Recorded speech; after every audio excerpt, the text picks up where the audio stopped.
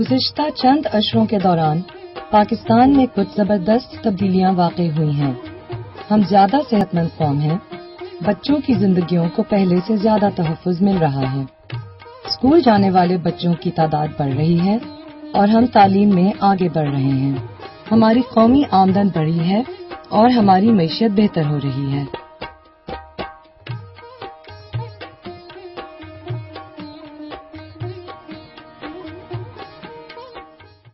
گزشتہ سالوں میں ہم نے جو ترقی کی ہے، آئیں اس کا جائزہ لیتے ہیں۔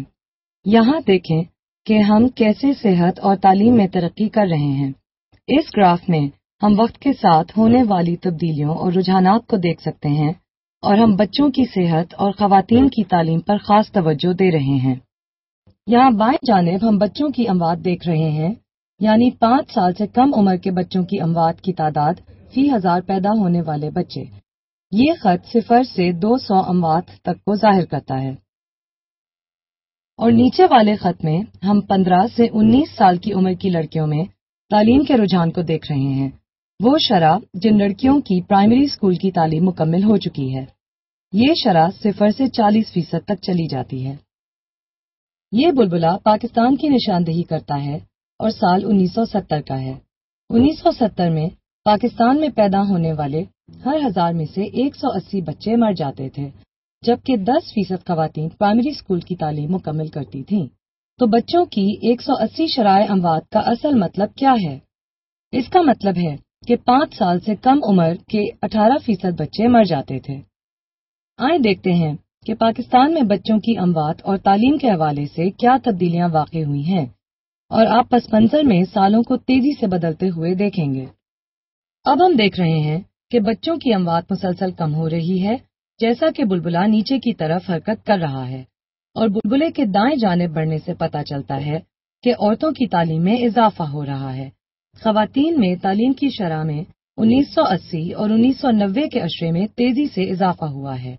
2000 میں پہنچ کر آپ دیکھ سکتے ہیں کہ ہم نے کافی ترقی کی ہے۔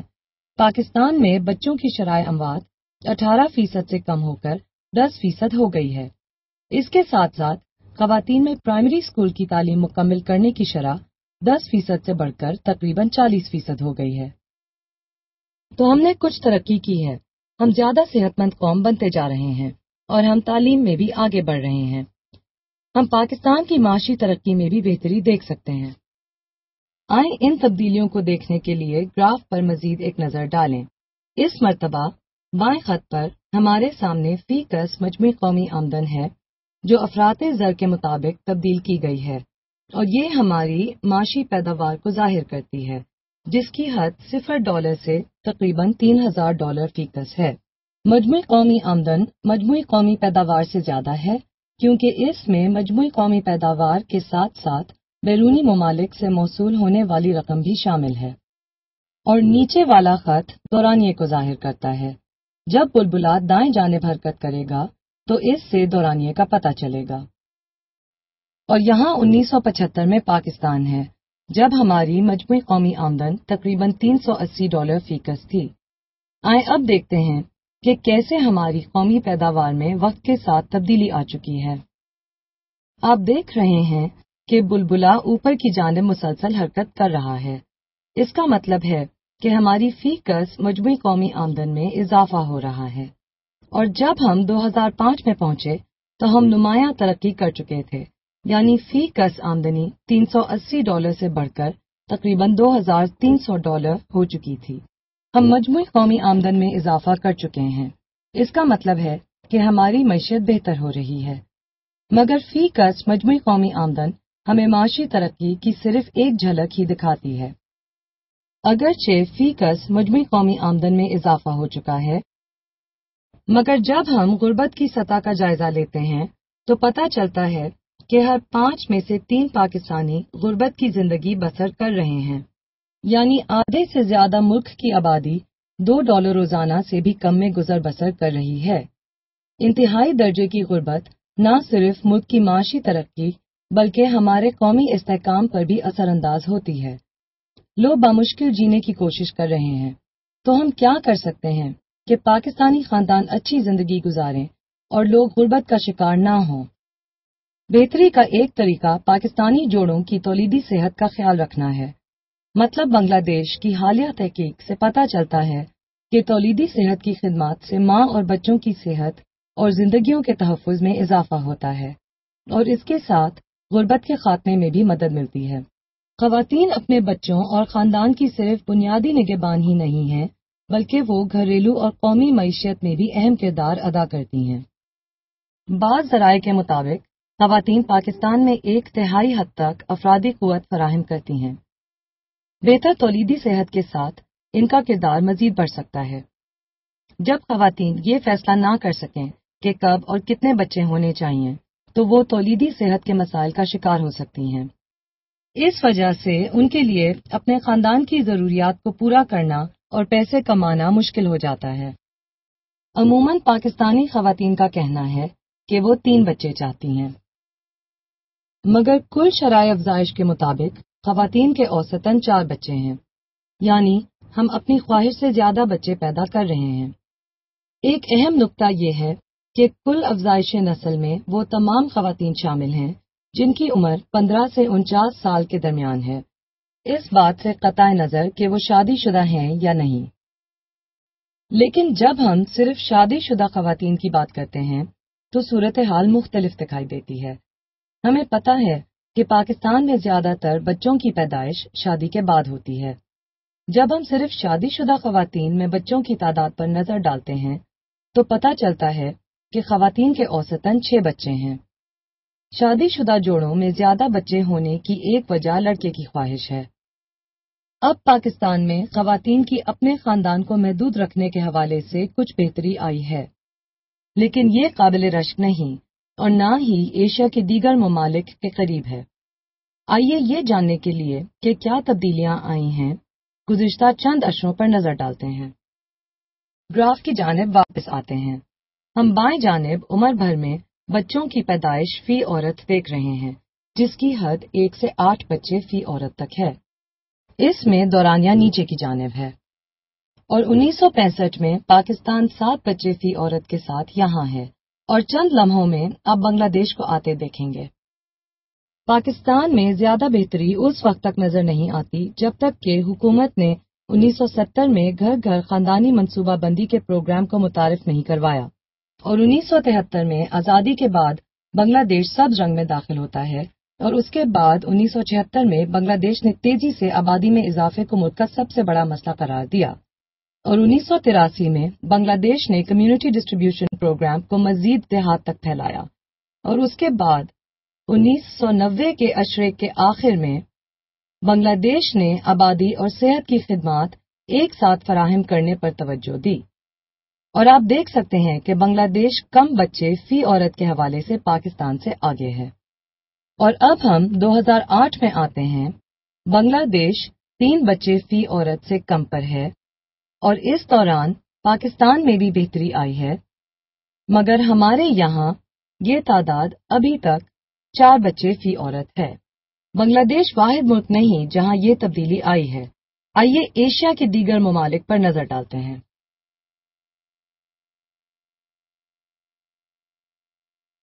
एक मर्तबा फिर हमारे पास पहले जैसा ग्राफ है। यहाँ पाकिस्तान है और चंद लम्हों में आप ईरान और इंडोनेशिया को भी आते देखेंगे।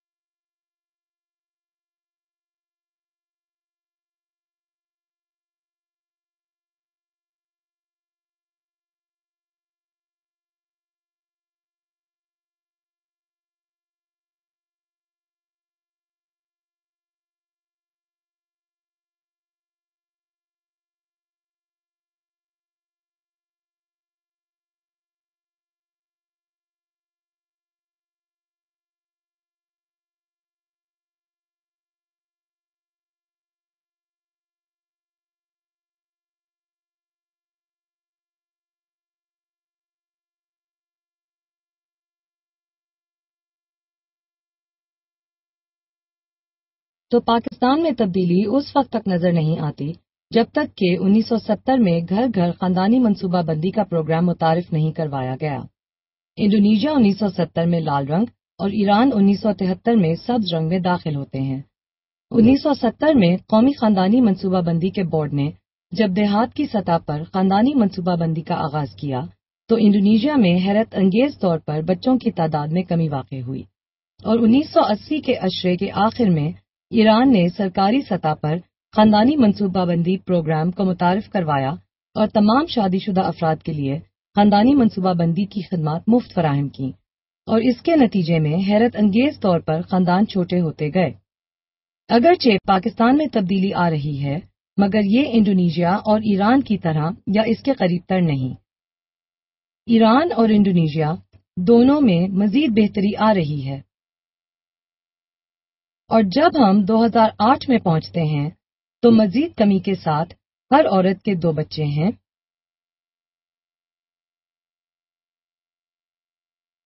جبکہ پاکستان میں ہر عورت کے 4 بچے ہیں۔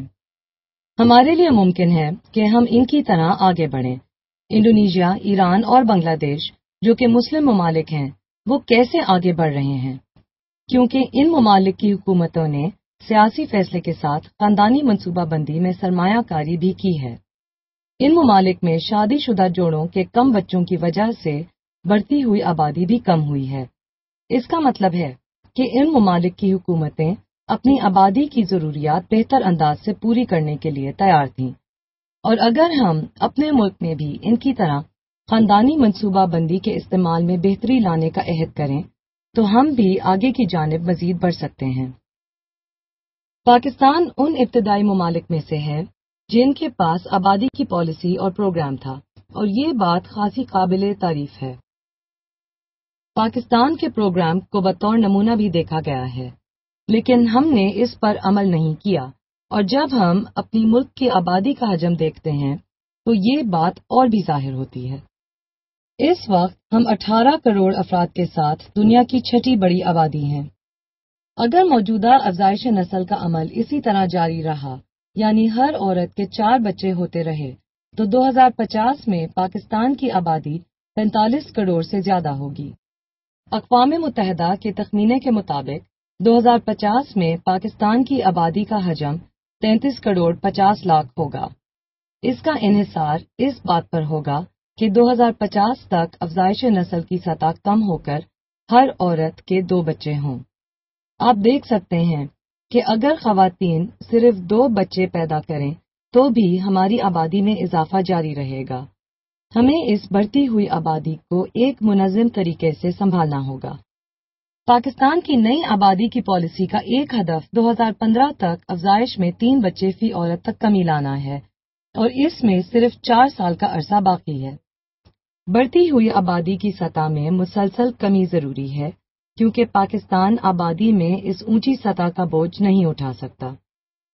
بڑھتی آبادی کا مطلب ہے کہ زیادہ افراد کے لیے عوامی خدمات، رہائش، پانی، غذا، بجلی، اسکول اور اس کے ساتھ ساتھ مزید صحت کی سہولیات بھی چاہیے۔ ہم پہلے ہی بہت مشکل سے اپنے موجودہ وسائل کو پاکستانیوں کی ضروریات پورا کرنے کے لیے استعمال کر رہے ہیں۔ بڑھتی ہوئی آبادی کی وجہ سے حکومت کے بجٹ پر نہ صرف اضافی بوجھ پڑتا ہے، بلکہ دیگر اخراجات اور سرمایہ کاری بھی متاثر ہوتی ہے۔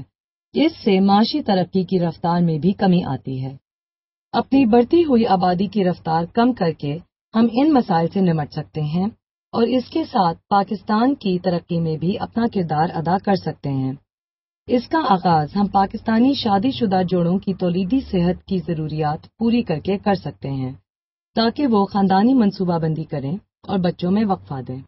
اس وقت پاکستان میں صرف 22% شادی شدہ خواتین خاندانی منصوبہ بندی کے جدید طریقے استعمال کر رہی ہیں۔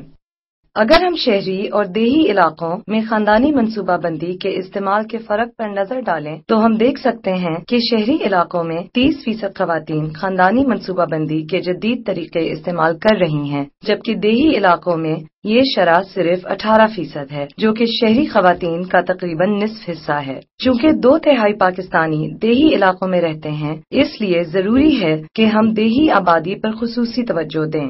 خاندانی منصوبہ بندی کے طریقے استعمال کرنے والی خواتین کے علاوہ بہت زیادہ خواتین وہ ہیں جو خاندانی منصوبہ بندی کرنا چاہتی ہیں مگر وہ خاندانی منصوبہ بندی کے طریقے استعمال نہیں کر رہی۔ تقریباً 25% یا 4 میں سے ایک پاکستانی خاتون مزید بچے نہیں چاہتی یا اگلے بچے سے پہلے 2 یا 2 سے زیادہ سالوں کا وقفہ چاہتی ہے، لیکن وہ خاندانی منصوبہ بندی کا کوئی بھی طریقہ استعمال نہیں کرتی۔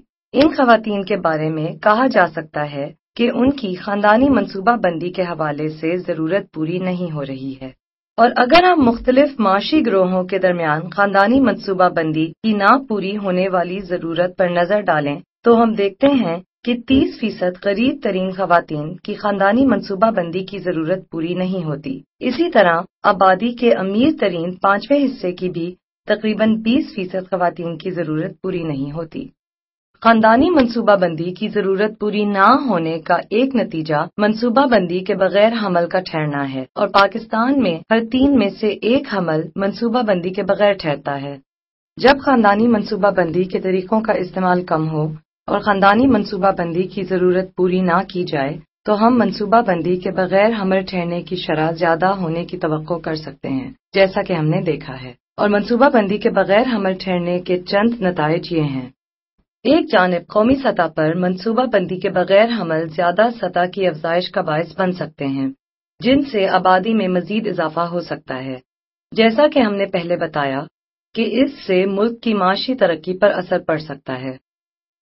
جبکہ دوسری جانب انفرادی سطح پر منصوبہ بندی کے بغیر حمل اور زچگی کے دوران پیچیدگیاں اور اسقاط حمل کی وجہ بن سکتے ہیں، اور اگر محفوظ اسقاط حمل ممکن نہ ہو تو غیر محفوظ طریقے سے اسقاط حمل کیا جاتا ہے، جو گندے ماحول میں یا غیر تربیت یافتہ افراد کرتے ہیں، یا پھر ان دونوں صورتوں کی موجودگی میں کیا جاتا ہے۔ حمل اور زچگی کے دوران پیچیدگیاں یا غیر محفوظ اسقاط حمل اکثر ماں کی معذوری اور موت کی وجہ بنتی ہیں۔ گھریلو سطح پر ماں کے مر جانے کا مطلب ہے کہ بچے جینے کے لیے مشکلات کا شکار رہتے ہیں اور غربت کا عمل جاری رہتا ہے، اور قومی سطح پر ماں کے مرنے کا مطلب ملک کے لیے معاشی نقصان ہے۔ پاکستان میں ہر سال تقریباً 9 لاکھ اسقاط حمل ہوتے ہیں، جن میں سے زیادہ تر غیر محفوظ طریقے سے کیے جاتے ہیں۔ یہ تعداد کافی زیادہ ہے، اور اس سے پتہ چلتا ہے کہ اسقاط حمل پاکستان میں منصوبہ بندی کے بغیر ہونے والی زچگیوں سے بچاؤ کا اہم ذریعہ ہے۔ پاکستان میں زیادہ تر خواتین جو اسقاط حمل کرواتی ہیں ان کی عمر 30 سال یا اس سے زیادہ ہے، اور ان کے پہلے ہی سے 3 یا اس سے زیادہ بچے ہیں۔ اتنے زیادہ شادی شدہ جوڑے منصوبہ بندی کے بغیر حمل سے بچاؤ کے لیے خاندانی منصوبہ بندی کے طریقوں کے استعمال کے بجائے اسقاط حمل کیوں کرواتے ہیں؟ اسقاط حمل کا انتخاب کرنے والے کئی جوڑوں نے بتایا کہ انہیں مانع حمل کے طریقوں کے مؤثر ہونے کا یقین نہیں۔ کئی جوڑوں کو مانع حمل کے طریقوں کے مضر اثرات کا خوف تھا۔ کچھ خواتین نے بتایا کہ خاندانی منصوبہ بندی کے طریقوں کو استعمال کرنے کے لیے شوہر راضی نہیں۔ ایک اور اہم وجہ لاگت ہے۔ اگرچہ اسقاط حمل کروانے پر زیادہ لاگت آتی ہے، لیکن یہ ایک مرتبہ کا خرچہ ہے، اور ایسا محسوس ہوتا ہے کہ جوڑے کسی طرح یہ خرچہ برداشت کر لیتے ہیں۔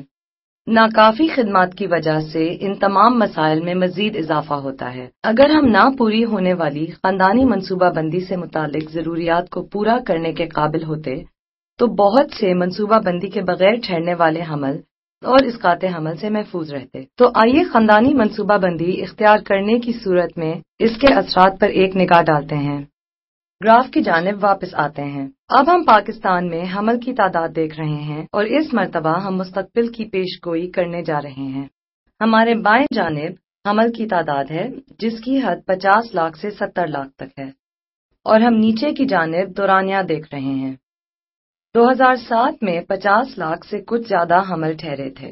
اب مستقبل کی جانب دیکھتے ہیں۔ اگر سب کچھ اسی طرح رہا اور خواتین کی خاندانی منصوبہ بندی کے حوالے سے ضروریات باقی رہیں تو ہم پیش گوئی کر سکتے ہیں کہ حمل کی تعداد حیران کن حد تک بڑھے گی، اور جب ہم 2015 میں پہنچیں گے تو ہمارے یہاں 65 لاکھ سے زیادہ حمل ہوں گے، اور اگر ہم خاندانی منصوبہ بندی کے حوالے سے ضروریات پوری کرنے کے قابل ہوتے تو کیا ہوتا؟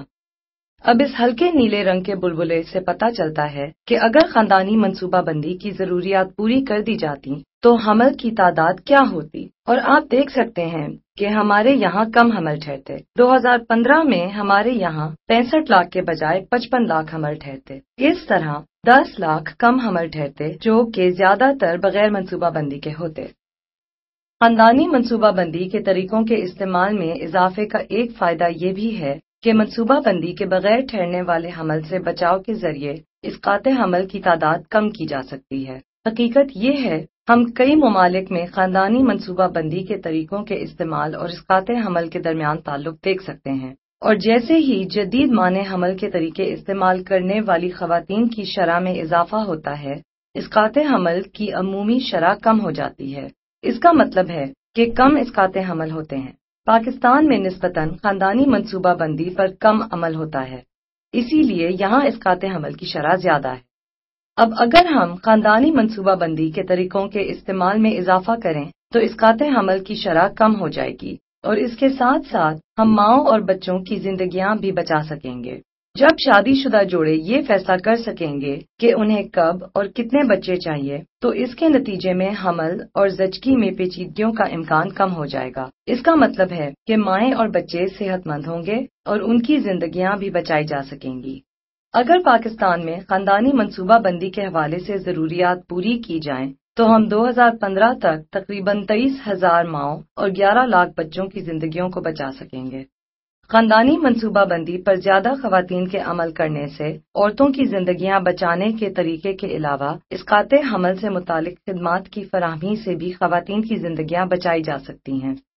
پاکستان میں اسقاط حمل کا موجودہ قانون، جس میں 1990 میں ترمیم کی گئی تھی، کے مطابق خاتون کی زندگی بچانے کے لیے یا ضروری علاج فراہم کرنے کے لیے زچگی کے ابتدائی مراحل میں اسقاط حمل کیا جا سکتا ہے، ایسا نیک نیتی کی بنیاد پر کیا جائے۔ اسقاط حمل کی خدمات فراہم کرنے والے اکثر افراد یا ادارے نہیں جانتے کہ ضروری علاج کی فراہمی کے لیے اسقاط حمل کی اجازت ہے۔ پاکستان میں زیادہ تر اسقاط حمل غیر محفوظ طریقے سے کیے جاتے ہیں، یعنی وہاں کا ماحول صاف نہیں ہوتا، یا اسقاط حمل کرنے والے افراد تربیت یافتہ نہیں ہوتے، یا دونوں صورتحال ہیں۔ اس کے نتیجے میں کئی خواتین اسقاط حمل کے بعد پیچیدگیوں کا شکار ہو جاتی ہیں، جس کی وجہ سے انہیں علاج کی ضرورت پڑتی ہے۔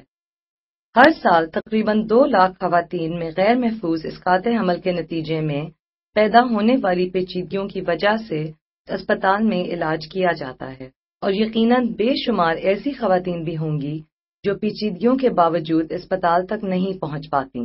غیر محفوظ طریقے سے کیے جانے والے اسقاط حمل کا اثر نہ صرف خواتین کی صحت پر بلکہ اس کا بوجھ صحت کے نظام پر بھی پڑتا ہے۔ اگرچہ صحت کے نظام پر آنے والی لاگت کے متعلق اعداد و شمار محدود ہے، پھر بھی لاطینی امریکہ اور افریقہ کے لیے لگائے گئے تخمینے کی بنیاد پر پاکستان میں غیر محفوظ اسقاط حمل سے پیدا ہونے والی پیچیدگیوں کے علاج کے لیے آنے والی لاگت کا اندازہ لگایا جا سکتا ہے کہ تقریباً $22 ملین خرچ ہوتا ہے۔ یہ محض ایک تخمینہ ہے، جبکہ اصل اخراجات اس سے کہیں زیادہ ہونے کا امکان ہے۔ یہ تخمینہ محض اسقاط حمل کے بعد ان خواتین کے لیے ہے جو اسپتال پہنچتی ہیں۔ اس میں بیماری اور اموات کی وجہ سے کم ہونے والی پیداواری صلاحیت کے اخراجات شامل نہیں ہیں۔ یہ اخراجات ناکافی وسائل کا ضیاع ہیں جو کہ ملک کی معاشی ترقی میں استعمال کیے جا سکتے ہیں۔ مثلاً خاندانی منصوبہ بندی کے طریقوں کے استعمال میں اضافے کے ذریعے ہم بہت سارے غیر محفوظ اسقاط حمل کم کر سکتے ہیں اور صحت کے نظام پر آنے والے اخراجات کے بوجھ میں کمی کی جا سکتی ہے۔ 2007 سے 2015 تک خاندانی منصوبہ بندی کی ضروریات پورا کرنے کے لیے خاندانی منصوبہ بندی کے اضافی اخراجات تقریباً $136 ملین ہوں گے، جو بچت میں تبدیل ہو جائیں گے۔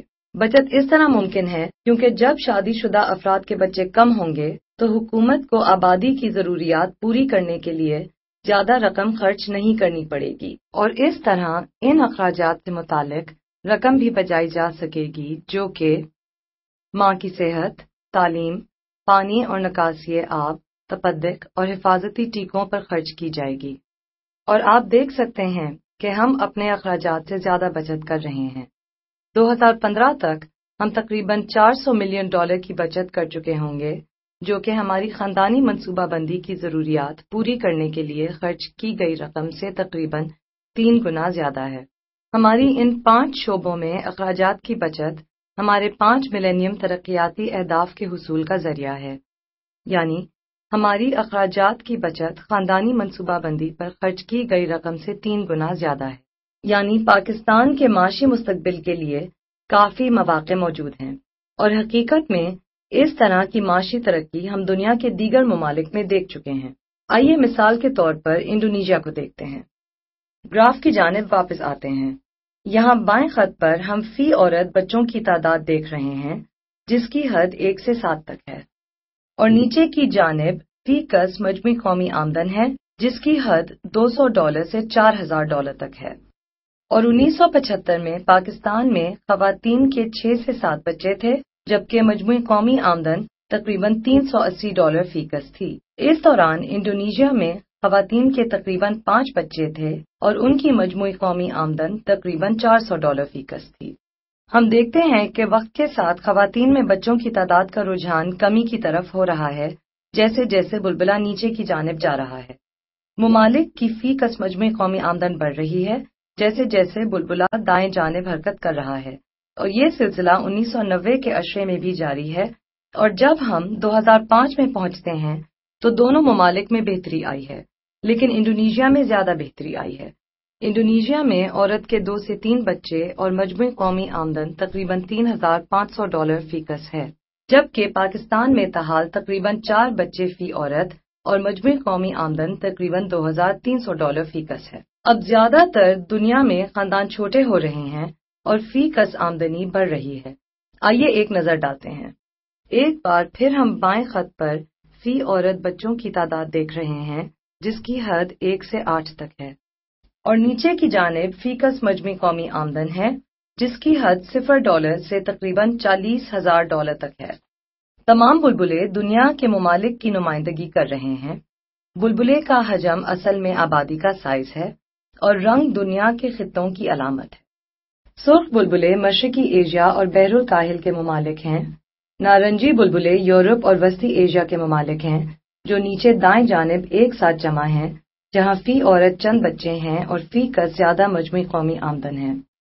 شمالی اور جنوبی امریکہ زرد بلبلے ہیں، مشرق وسطی اور شمالی افریقہ سبز بلبلے ہیں، جنوبی ایشیا ہلکے اور ذیلی صحرائی افریقہ کے گہرے نیلے بلبلے ہیں جو کہ اوپر بائیں جانب جمع ہیں، جہاں فی عورت زیادہ بچے اور فی کس کم مجموعی قومی آمدن ہے۔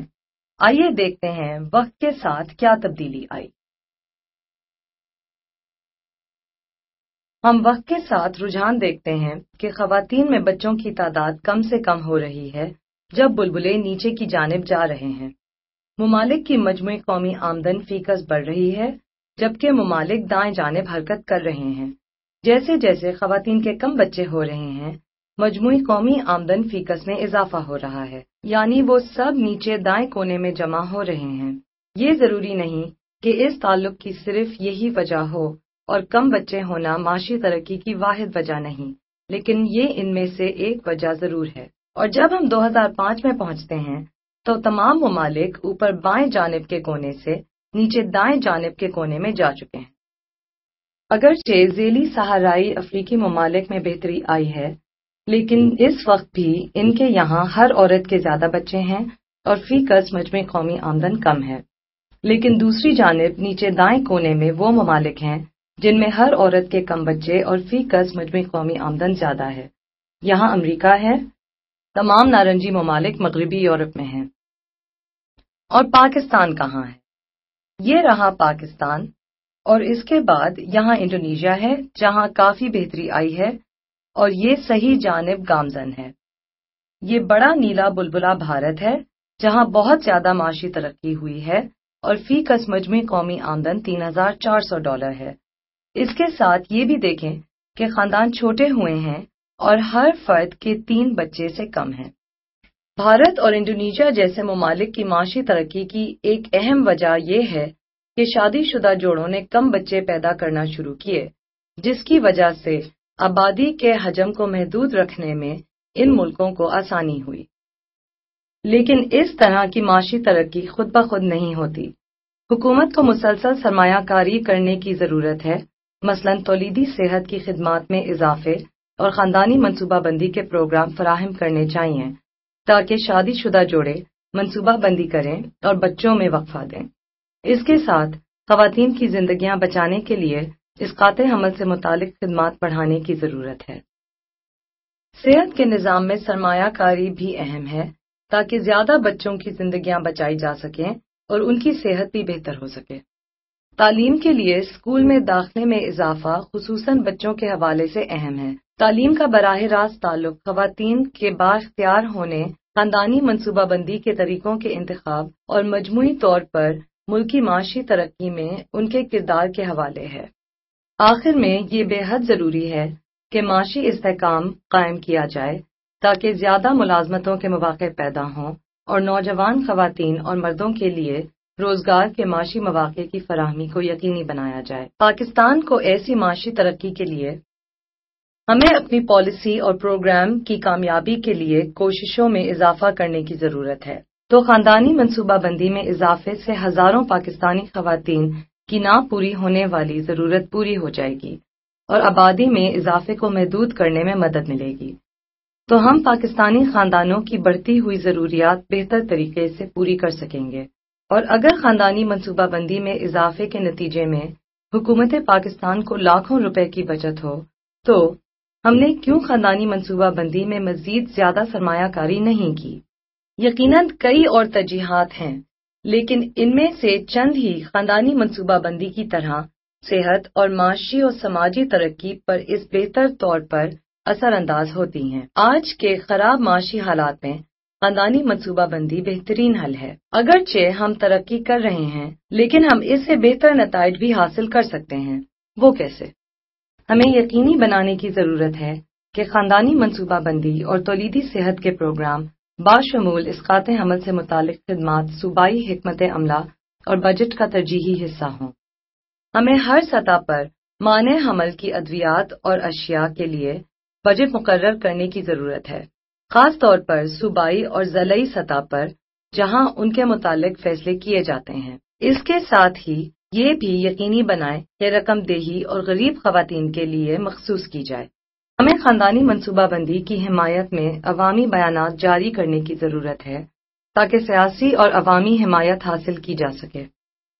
سادہ اور کم لاگت کے آسان اقدامات جیسے خاندانی منصوبہ بندی اور اسقاط حمل سے متعلق خدمات کے ذریعے ہمارے یہاں خواتین زیادہ صحت مند ہو سکتی ہیں۔ آئیے غربت کے خاتمے میں پاکستانی خاندانوں کی مدد کریں اور ملک کو مزید مستحکم اور خوشحال بنائیں۔ پاکستان ترقی کرتے ہوئے کافی آگے نکل چکا ہے، لیکن ہم اب بھی جد و جہد ہی کر رہے ہیں۔ ہمیں مزید بہتری لانے کے لیے آپ کے تعاون اور وعدے کی ضرورت ہے۔ حکومت صحت اور آبادی کی نئی پالیسی پر کام کر رہی ہے، جن میں سے کئی مسائل ہم اجاگر کر چکے ہیں۔ ہمیں لازماً ان پالیسیوں کو مؤثر بنانے کی ضرورت ہے۔ ہم ساتھ مل کر موجودہ مضبوط بنیادوں کے اوپر تعمیر کر کے پاکستان کو آگے کی طرف گامزن رکھ سکتے ہیں تاکہ ہمارے معاشی اور ترقیاتی اہداف حاصل ہو سکیں اور ہم مزید خوشحال مستقبل کی جانب بڑھ سکیں۔